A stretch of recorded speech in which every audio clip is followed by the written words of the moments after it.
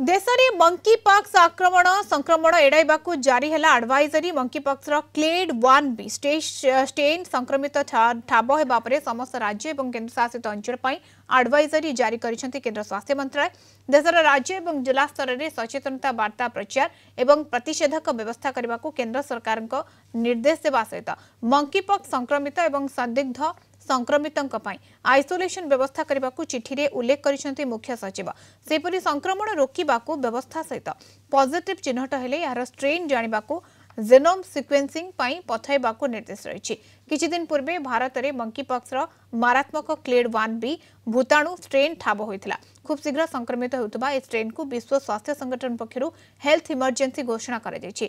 Monkey pox भूताणु जनित संक्रमण होइतिबा बेले यार लक्षण रोगींक ठारू 2 रु 4 सप्ताह पर्यंत रही है। गत अगस्त 14 तारिख में मंकी पॉक्स को विश्व स्वास्थ्य संगठन पक्षरु हेल्थ इमरजेंसी घोषणा करा जायतिला। पाखापाखि 17टी देश को मंकी पॉक्स विस्तार कर सारलानी।